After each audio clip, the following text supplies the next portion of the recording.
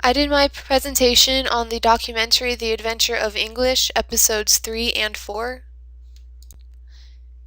In England, Bibles were only allowed to be written in Latin. Only the priests were allowed to read the Bible, and they were only allowed to read it silently. They had to ring a bell when they got to the important parts to let the congregations know that they should be paying attention, which would be hard to do since they didn't know what the priests were reading. One of the other problems with this was that many of the priests couldn't read Latin. Another problem is that the priests didn't understand what they were reading. Out of 311 priests interviewed, 168 couldn't repeat the 10 Commandments, 31 didn't know where the commandments came from, and 40 couldn't repeat the Lord's Prayer. And these were the basic tenets of Christianity. These were the things that they needed to know. In the 14th century, John Wycliffe led the battle for an English Bible.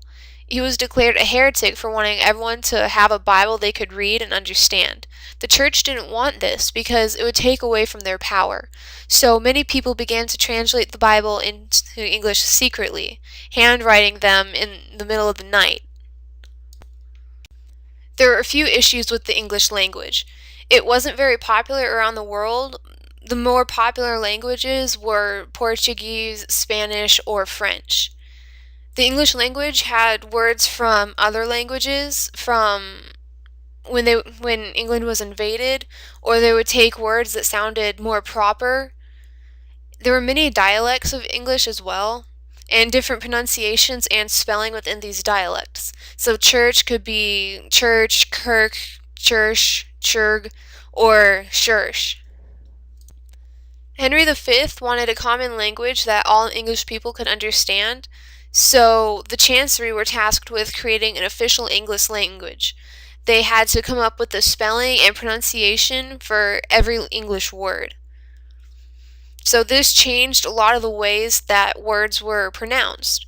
And afterwards, the great vowel shift occurred, and that changed the pronunciations even more.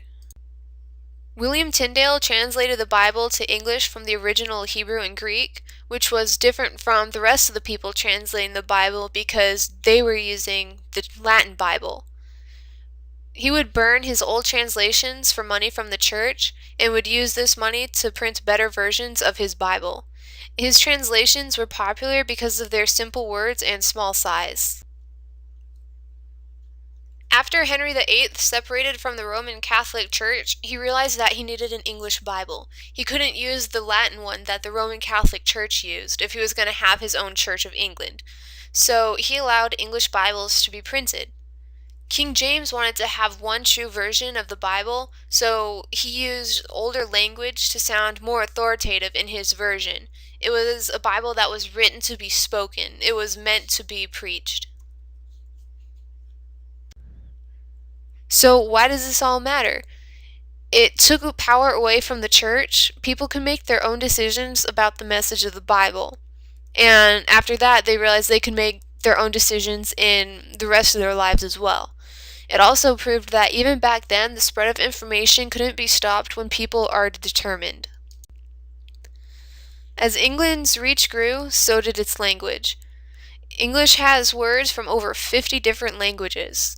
And as their trading increased, their language got a lot more mixed. A good example of this would be swear words.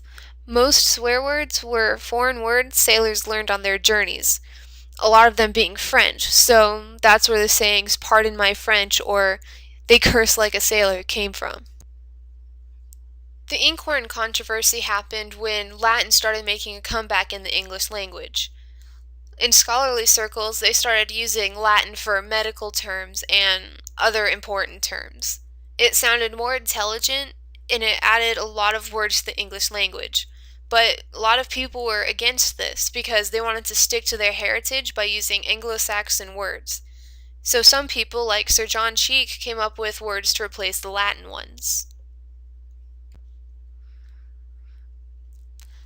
The first English dictionary was made in 1604. It was made before the French or Italian dictionaries.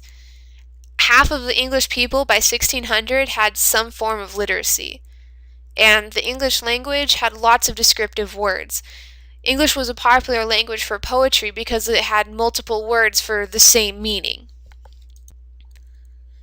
Shakespeare is probably the most famous person to contribute to the English language.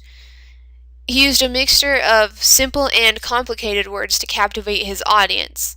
He also used regional words that you could only find in certain parts of England, and he even came up with his own words. In all of his plays, over 21,000 different words are used. Now, English is the official language in 55 countries. It's the third most popular language in the world and the most popular language on the internet. Over 170,000 English words are in use today.